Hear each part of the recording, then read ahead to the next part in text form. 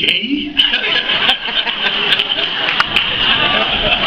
She was wrong about my sexual orientation, but she was absolutely right about how I felt about Skip. I love Skip, you know, and I think anybody who got to know Skip came to love him too. And one of the things that I love the most about him is that he allowed me to be me. He allowed me to be me. And he didn't tell me to be me. He showed me how to be me by him being him. Skip was Skip no matter where you saw him, no matter what he was doing, no matter who was around. What you saw is what you got. Skip was very special in that, and it showed me that I'm okay the way I am too. That I don't have to pretend or fake or anything. I can just be myself, and like me or not, here I am. And that was the message that he gave to me, and I think that was the message that he gave to everybody he encountered. He allowed everybody to be just who they were. And that's a very, very special and unique gift that I hope that I can pass on. And I think that's what Skip did too. He allowed us to, everyone who knew Skip has a special memory, has their own special, unique memory of him. And as long as we have our memories, and as long as we share those memories and pass them on, Skip will live on in all of us. So we're the keepers of the culture, as he always said, and certainly will be missed. And I hope that I can be in any kind of way the example that he was to me. Truly going to miss him, but I'm grateful to have all you people in my life to keep, as he said, keep hope alive. Thanks a lot.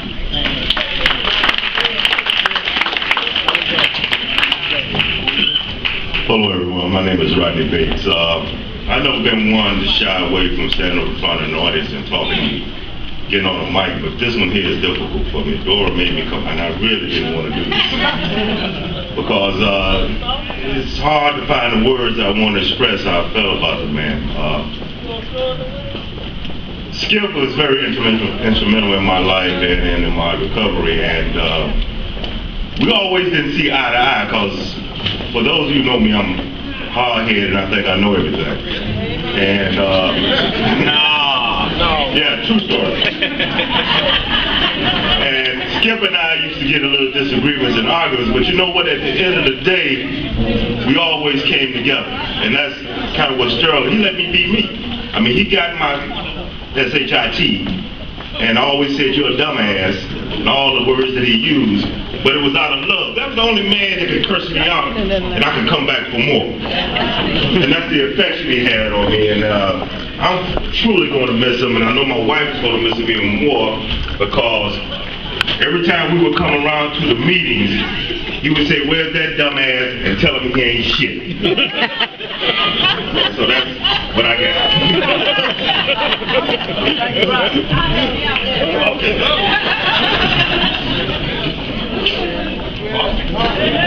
My name is Wanda, and I'm Sterling's sister, and I'm just so grateful to Skip and all of you that know Sterling, because it gave me back my family, and that's all I got to say.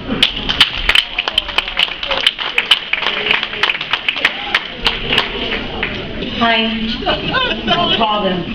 I'm Hope. 8 years ago, I came into Safe Haven as a resident and at Damon, and I remember that Skip was the big boss, but he took the time out to ask how I was doing, if I was making meetings, how things were going, and I remember that he made me feel important, he made me feel special, he made me feel like I mattered. 7 years ago, he hired me to work at Safe Haven.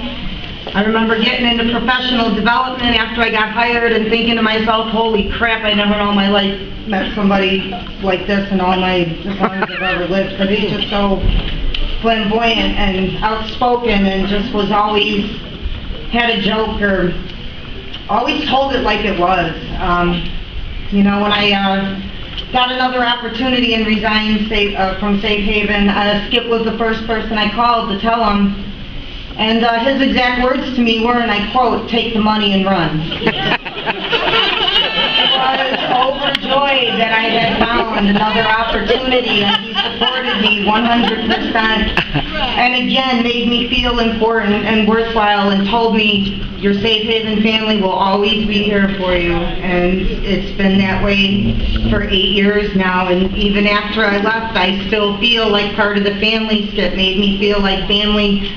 There's many times I've seen him, many times I've called him, just even recently asking for advice about the things going on at Affordable, at the recovery home, and what should I do about this, what should I do about that. And as busy as he was, that man never failed to pick the phone up for me. So I can honestly say I wouldn't be where I am right now. I wouldn't be sober 8 years if it wasn't for Skip, if it wasn't for Safe Haven. He genuinely made a tremendous difference in my life, and I'll always be eternally grateful to him. Thank you. Thank you. Kimmy. My name is Celeste, and I don't know. Skip, I don't really have many words. It's too hard to describe him. He was close to being a father. I know I'm going to miss him for many reasons. I think I know him more personally than professionally, even though I worked with him briefly. And he's the only man I know who could call me a black-ass nigga. And I giggle about it, you know. I call him an asshole, and you know, and it's just the affection. That's how it started with us, every conversation. And I knew he loved me, and I know that I loved him, and I'm gonna miss him for a lot of reasons. But one of the biggest ones is I ain't got nobody to cuss Sterling out, put him in the check. Thanks, you guys.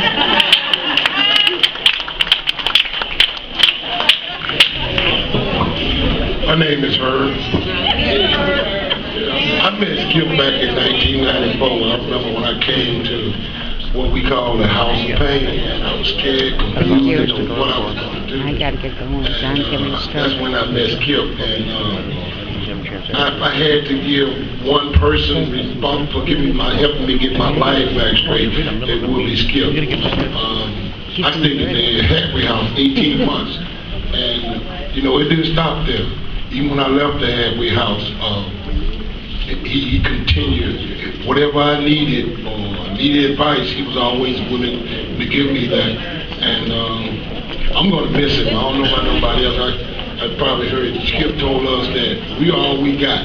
The people said that was one of the words, and I was laughing when I was reading the obituary, because he used to call me a big dummy.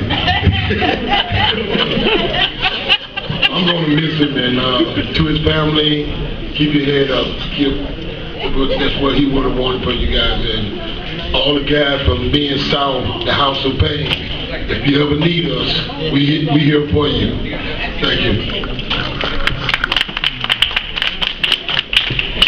Hello, family. My name is Ricardo, and I'm an alcoholic. When I met Skip, Skip was skipping up the stairs to Logan Square Group 5, and I asked him, "Are you really that happy?" And he said, "Skip on up here, and you'll find out." I write poetry, and I've given Skip, you know, some things that I know that he still has, and Ella already, his mom, already has a copy of this, and it's called A Soldier because Skip was a soldier of the Army of God and Recovery. God, the commanding officer, the Holy Bible and the Big Book of Alcoholics Anonymous were his codes of conduct, faith, prayer, and the Word of God were his weapons of warfare. I have been taught by the Holy Spirit, trained by experience, tried by adversity, and tested under fire. I'm a volunteer in this army, and I have enlisted for eternity. I will not get out of God's army, sell out, be talked out, or pushed out. By the grace of God, I have been faithful, reliable, capable, and dependable. When my God needed me, I was there. I'm a soldier, a warrior against the disease of addiction and alcoholism. No one had to call me, remind me, write me, visit me, entice me, or lure me. I'm a soldier. I'm in a place now saluting my King, obeying his orders and praising his name, building his kingdom. I was committed, and I could not be discouraged. When I was called into this army, I had nothing. If I end up with nothing, I will still come out even. I will win. I'm a winner. My God has supplied all my needs. I am more than a conqueror. I will always triumph. I can do all things through God. The devil cannot defeat me. Hell cannot handle me. People could not disillusion me. Battles could not beat me. I'm a soldier, a warrior. Even death cannot destroy me. When my commander called me from the battlefield, I was the chief of staff. He promoted me to a general.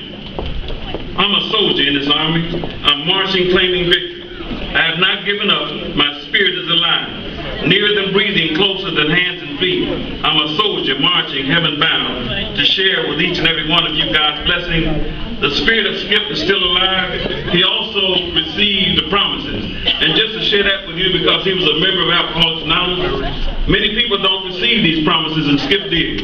And if you know it, you can share it with me. The promises states that if we are painstaking about this phase of our development, we will be amazed before we are halfway through. We're going to know a new freedom and a new happiness.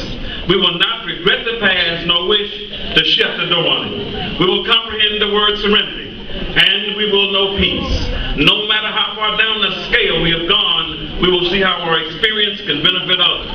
That feeling of uselessness and self-pity will disappear. We will lose interest in selfish things and gain interest in our fellows. Self-seeking will slip away. Our whole attitude and outlook upon life will change. Fear of people and of economic insecurity will leave us. We will intuitively know how to handle situations that used to baffle us. We will suddenly realize that God is doing for us what we could not do for ourselves. Are these extravagant promises? We think not. They are being fulfilled among us, sometimes quickly, sometimes slowly. They will always materialize if we work for them. Skip, receive the promises. My name is Ricardo, and I keep coming back. Hello everyone, my name's Tony. Hi, Tony! I showed up on the doors of A Safe Haven in 2006. And because I showed up on those doors, I had the opportunity to meet so many of you that I know in this room today. It was only about 2 weeks into the time that I had stayed with A Safe Haven that they were having their I want to say it's their benefit, their annual benefit that they do every year. And there was a lot of talk. A lot of the residents were talking about it. Only a certain amount of people were allowed to go to that. You know, you had to get the tickets, and they cost money. A lot of us didn't work. But I was in the office when Skip was talking about it. I don't know if I was waiting for a bus pass or what it was. And Skip said, "What about him?" And I got scared because I didn't know Skip. He said, "Yeah." He said, "He looks like he likes to dance. He should go to the benefit." And I said, No, I don't dance. No. I don't know who I thought I was lying to, but I was kind of intimidated, to be honest. But Skip made sure that I got the ticket, and Skip made sure that I was there that night. And one of the things that Skip taught me was that we show up. That was the bottom line above anything. There was keep coming back, there was everything, but the bottom line that he taught me was that we show up, and that's why I'm here today. If Skip had not been in my face like he was that day, if Skip had not pushed me the way that he did, I wouldn't have the relationships that I have in this room today. I'm grateful for that. And you know, Skip taught us to show up. We had a wonderful the night after Ignatia House this past Saturday. I went to fellowship at the Chinese restaurant, Wasan. I'm sure a lot of us know that place, but the first time that I ever went there after that meeting in Ignatia House on Saturday night was in Skip's car. He took me in the Cadillac, and that was the first time I had been to the Chinese restaurant. Usually when we go to that restaurant after the meeting on Saturday night, there's, you know, a table, maybe one of these size tables that we all sit at. There's usually about 8 or 10 of us there. This past Saturday, there were 5 tables lined up that we were all filled there with. And I looked at my sponsor, James Hanlon, and I talked to him, and I said, you know, the first time I came to this restaurant, James, I was in Skip's car. And James looked back to me and he said, you know, the first time I came to this restaurant, I was in Skip's car back when he had the Lincoln. And I said, it's a bit of a tradition. I said, you know, it's funny he's not here right now, but in so many ways he really is here. And he's here with all of us right now as well. I'm glad that I got to be a part of this. I'm glad that I met Skip, because in that I got to build all of these relationships that I have today. I'm happy to be here, and I'm happy to celebrate his life, because this really is a celebration. I haven't shed a whole lot of tears. I know it's a very painful time for the family, but it's a celebration. Skip lived a full life. He wouldn't have chosen to have it happen any other way than the way that it did. And it truly was God's way, if you ask me. So I'm grateful to be here. Thank you all, and I'll keep coming back too.